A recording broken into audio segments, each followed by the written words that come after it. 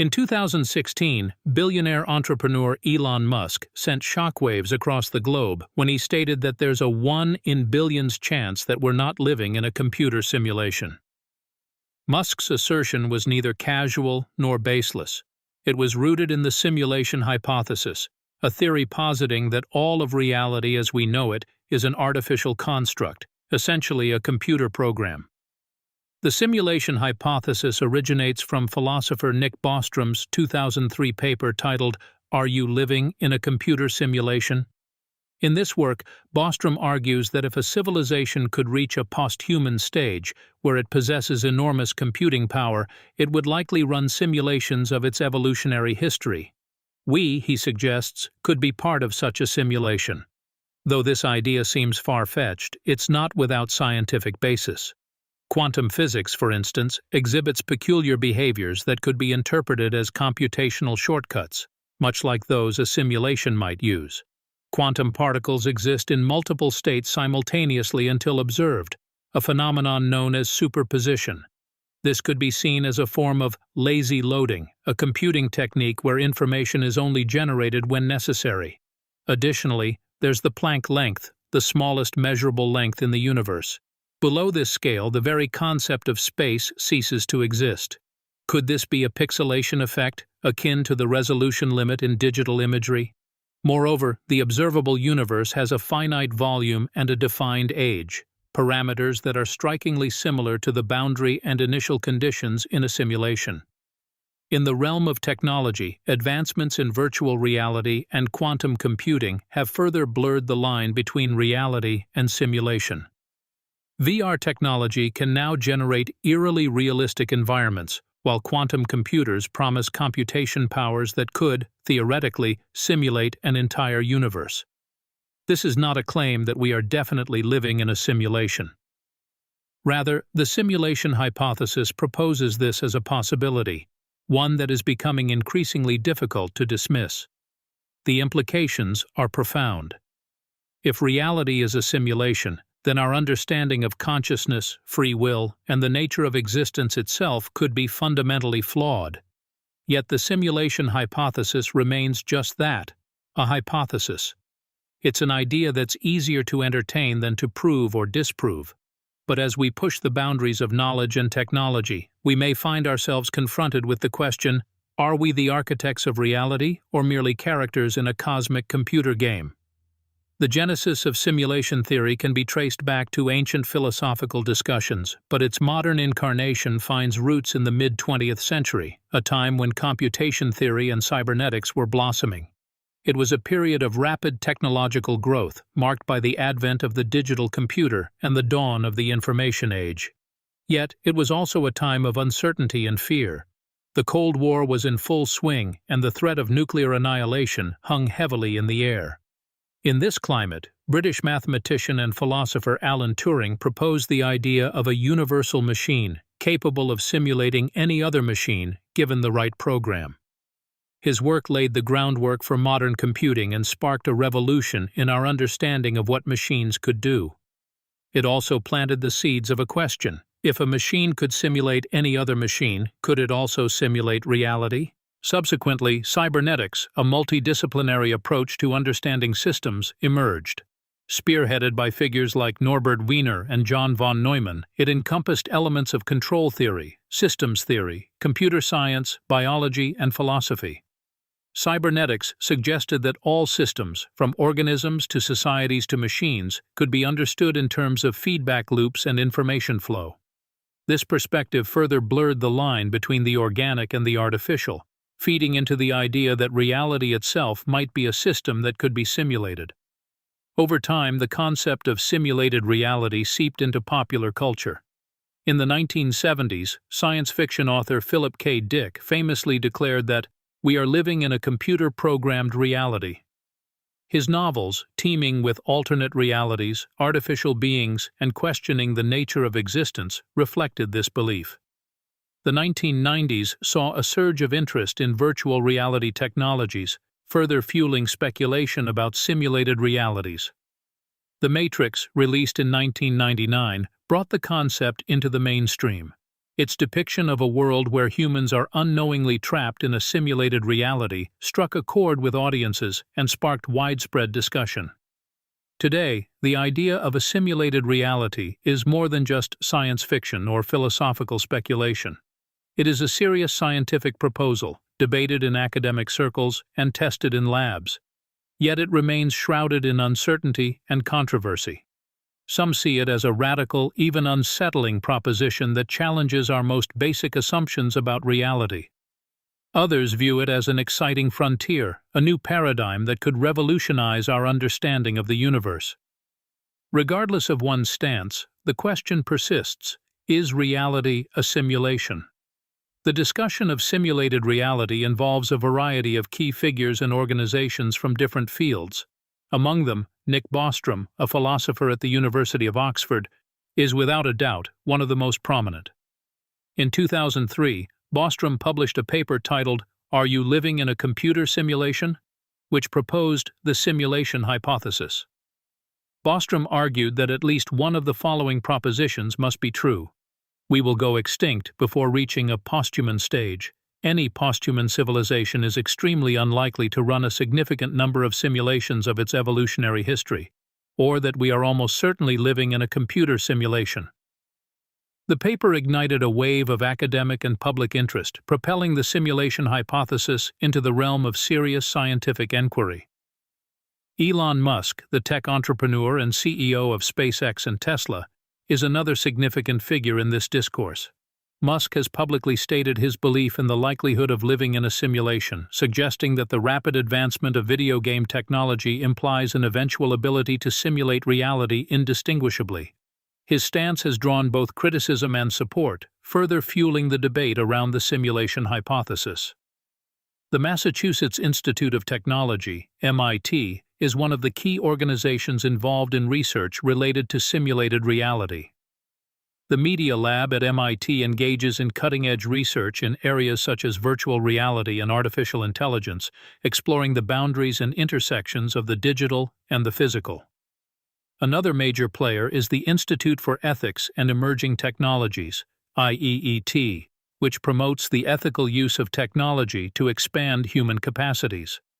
The IEET has extensively debated the ethical implications of the simulation hypothesis and the potential consequences of creating simulated realities. Lastly, the Future of Humanity Institute, FHI, at Oxford, where Bostrom is a director, conducts research on existential risks and the future of humanity, including the implications of the simulation hypothesis.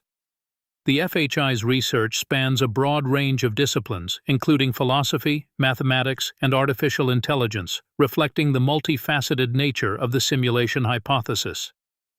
These figures and organizations represent a broad spectrum of perspectives, from philosophical to technological, on the question of simulated reality. Their diverse approaches underscore the complexity of the issue and the ongoing quest for understanding. Is reality a simulation? The search for an answer continues. In 2016, a groundbreaking discovery was made by a team of theoretical physicists from the University of Southampton, along with colleagues from Canada and Italy. They discovered something startling. Information, which we perceive as reality, might not be lost in black holes as previously thought. Instead, it might be stored at the boundary, or the event horizon. This finding brought new life to the simulation hypothesis. If reality is indeed a form of information, it supports the idea that it could be programmed, manipulated, or even simulated. A year later, another incident added fuel to the speculative fire. A mysterious document, dubbed the Alien Autopsy Memo, was leaked online. It allegedly originated from the desk of a high-ranking official in the United States Department of Defense. The memo contained references to digitally simulated realities and extraterrestrial technologies. While its authenticity remains questionable, it has nonetheless sparked widespread intrigue and speculation. In the world of virtual reality technology, there have been several instances of users experiencing a phenomenon known as simulation sickness. This condition, similar to motion sickness, occurs when the brain struggles to reconcile the virtual environment with the physical one. This phenomenon, although unintended, serves as a stark reminder of how convincingly real simulated environments can feel. The gaming industry has also played a role in bringing the simulation hypothesis to public attention. The release of games with increasingly realistic graphics and physics, such as No Man's Sky, have led players to question the nature of their own reality. If a game can simulate a universe so convincingly, what's to say that our own universe isn't a simulation? Perhaps one of the most critical events was the Google quantum supremacy claim in 2019. The tech giant claimed their quantum computer performed a calculation in 200 seconds, which would take the world's fastest supercomputer 10,000 years to complete. This event showcased the potential of quantum computing. If such power can be harnessed, the creation of a simulated reality becomes less of a fanciful idea and more of a tangible possibility. These emerging pieces of evidence and critical events have not only brought the simulation hypothesis into the public eye, but they have also demonstrated that the concept is not as far-fetched as it might initially seem. The line between reality and simulation continues to blur, leaving us to question, what is real? In the heart of this grand debate, one cannot ignore the whispers of suppression and control. If we are indeed living in a simulated reality, who holds the controls? And are they manipulating the narrative to keep us in the dark? Take, for example, the perplexing case of digital artist Marcus Armitage. In 2016, Armitage created an intricate virtual reality game that simulated a parallel universe. But, just as the game gained popularity, it vanished from online platforms. Armitage, too, disappeared from public view. His social media accounts were erased, and all attempts to contact him proved futile. The sudden disappearance of Armitage and his game sparked a wave of conspiracy theories. They all centered around one question.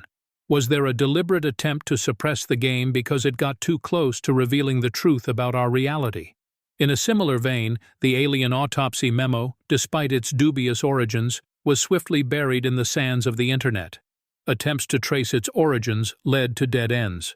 Critics argue that this could be an orchestrated effort to suppress information that could corroborate the simulation hypothesis.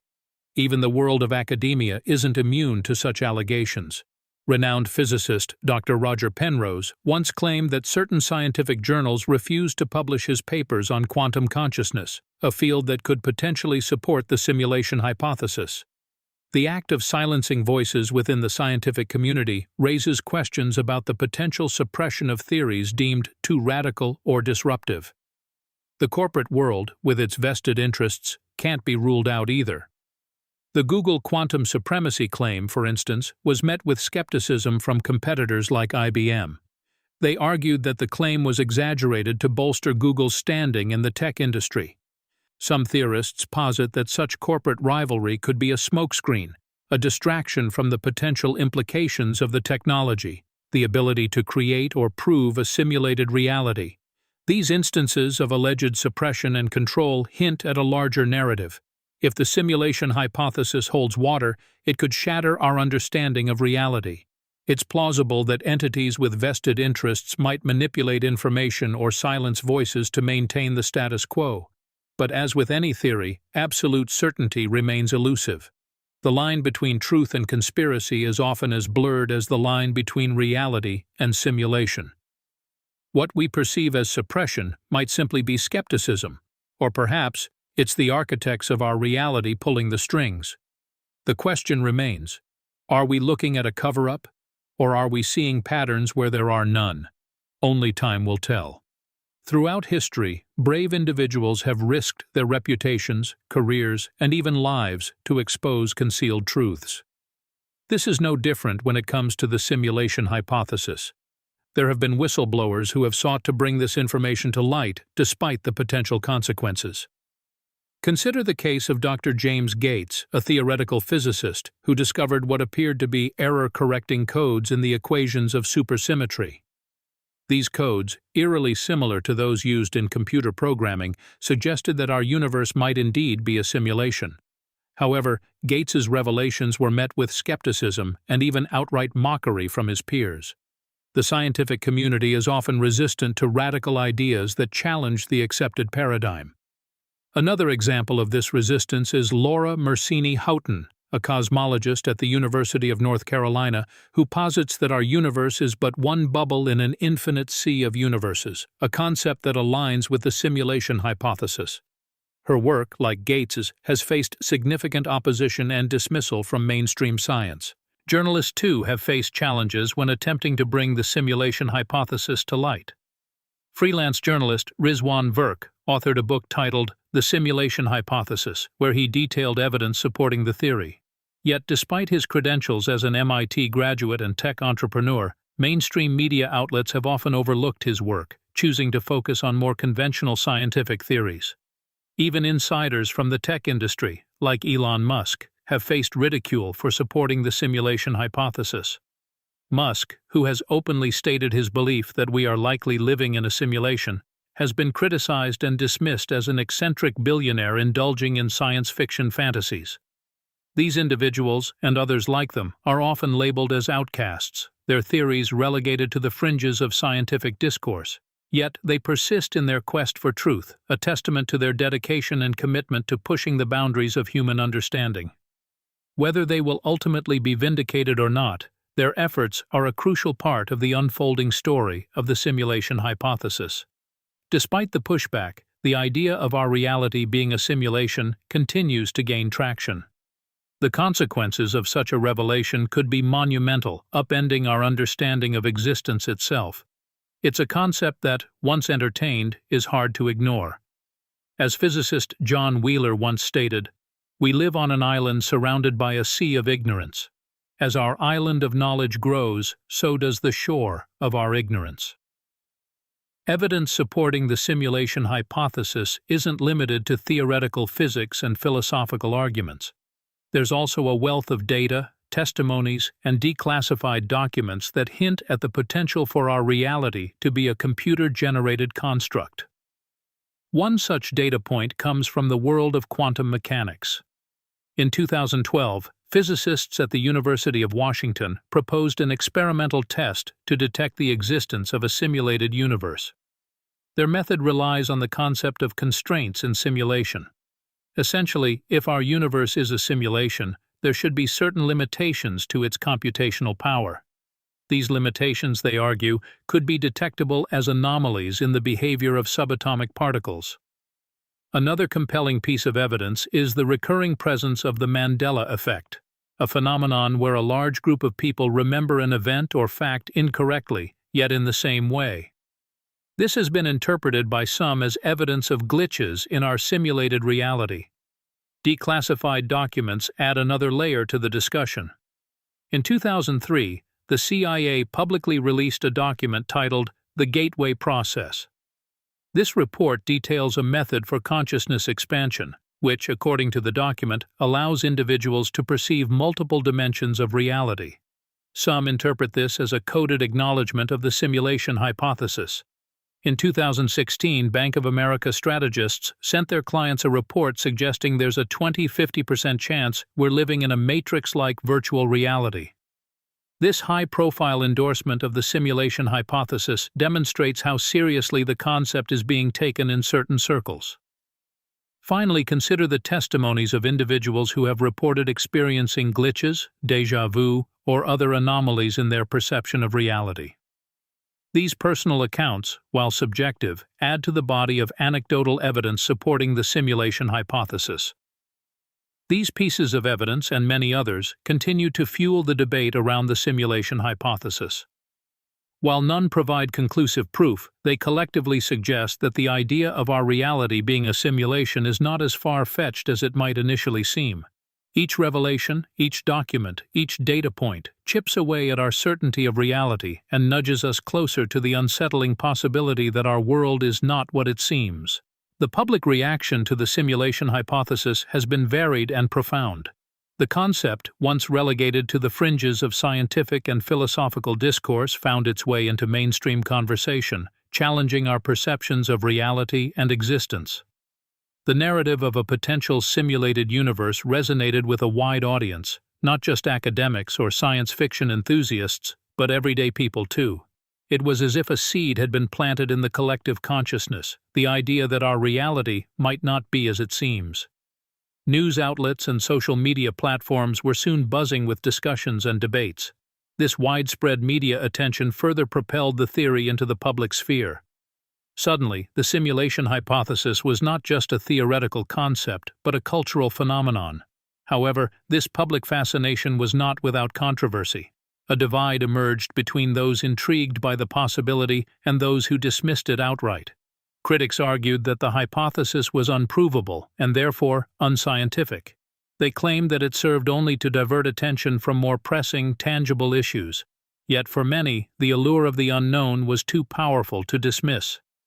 The simulation hypothesis touched on the deepest human anxieties and curiosities about existence, meaning, and the nature of reality.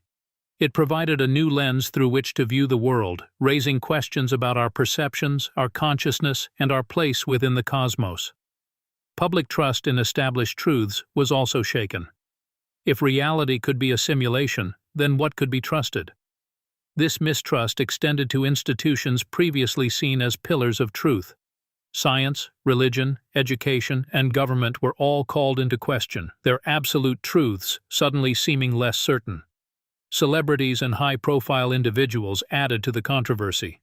Elon Musk, co-founder of Tesla and SpaceX, famously stated in 2016, "There's a 1 in billions chance we're in base reality." His endorsement of the simulation hypothesis added fuel to the fire, further blurring the line between fringe theory and mainstream thought. The fallout from the simulation hypothesis continues to unfold. As it does, it forces us to confront the very nature of our existence. It challenges our perceptions of reality, demands that we question what we know, and pushes us towards a future where the definition of reality may be rewritten entirely. The simulation hypothesis has not only penetrated popular culture and media, but it has also made inroads into various fields including politics, technology, and philosophy. It has instigated new debates and discussions concerning the nature of our existence and the possible implications of living in a simulated reality. Consider the realm of politics. In a world where fake news and misinformation have become prevalent, the simulation hypothesis has been used to further scrutinize the authenticity of political narratives. The idea that we might be living in a simulation has led some to question the very fabric of our political systems, adding another layer of complexity to discerning truth from fiction. From a technological standpoint, the simulation hypothesis has fueled the drive towards developing sophisticated virtual reality technologies. The quest to create immersive, indistinguishable virtual worlds has gained momentum, driven by the possibility that our reality might just be an advanced simulation. The hypothesis has, in essence, created a new frontier in technological advancement. Moreover, the theory has had a profound influence on our philosophical understanding of reality. It has revitalized age-old philosophical debates about the nature of existence, consciousness, and perception. Philosophers have begun to explore the implications of living in a simulation, questioning how it would affect our understanding of free will, identity, and morality. Elon Musk's claim that there's a 1 in billions chance we're in base reality continues to echo in our collective consciousness. This statement encapsulates how the simulation hypothesis has seeped into our understanding of the world. It pushes the boundaries of what we consider possible and challenges our perception of reality at its very core. The legacy of the simulation hypothesis is still being written. Its influence continues to ripple through our society, shaping conversations and challenging long-held beliefs. Its lessons remain relevant today, forcing us to question the nature of our existence and the reality we inhabit. As the theory evolves, so does our understanding of the world around us, continually reshaping the way we perceive our reality. Perhaps the most resonant lesson from the simulation hypothesis is the need for constant questioning and exploration. It reminds us that our understanding of reality is not fixed, but is a living, evolving construct that is continually being redefined as we push the boundaries of knowledge and understanding. Yet despite the compelling arguments, the simulation hypothesis still leaves us with more questions than answers. What is the nature of the entity or entities running the simulation, if it exists? Are we mere characters in a grand cosmic play, or do we have a purpose beyond the confines of this simulation? And perhaps the most pertinent question, is there a way to escape or change the simulation? The simulation hypothesis forces us to grapple with the uncomfortable possibility of our existence being controlled by external forces beyond our comprehension. It raises the specter of determinism, placing our perceived free will under scrutiny. If our reality is a simulation, to what extent are our actions, thoughts, and feelings pre-programmed? The concept of a simulated reality also poses ethical questions. If we are in a simulation, what responsibility does the simulator have towards the simulated? Do the simulated have rights, and if so, what are they? These questions, though currently unanswerable, force us to reevaluate our ethical frameworks and redefine our notions of responsibility and accountability. Furthermore, the simulation hypothesis casts a new light on the nature of death. If our reality is indeed a simulation, what happens when we die? Is death merely an exit from the simulation, or is it a transition to another level or type of simulation? These questions, though unnerving, compel us to reconsider our understanding of mortality and the afterlife. The simulation hypothesis resonates with us because it is a mirror to our curiosity, our fear, and our longing for answers. It touches upon the fundamental human desire to understand our place in the universe. It is a testament to our relentless pursuit of knowledge, our resistance against complacency, and our courage in facing the unknown. In conclusion, whether reality is a simulation or not, the theory serves to remind us of the vastness of the unknown, the fragility of our understanding, and the beauty of our quest for knowledge. It keeps us humble, curious, and driven to explore. The simulation hypothesis is more than just a theory. It is a metaphor for our journey through life, a testament to our inherent desire to understand, to question, and to dream. It is a reminder that reality, as we know it, is not set in stone, but is a kaleidoscope of possibilities, forever shifting, forever evolving. It is a reminder that the universe is a mystery, and perhaps that's what makes it so profoundly beautiful. This concludes the episode. This has been Conspiracy Theories and Cover-Ups. Follow the show for new episodes.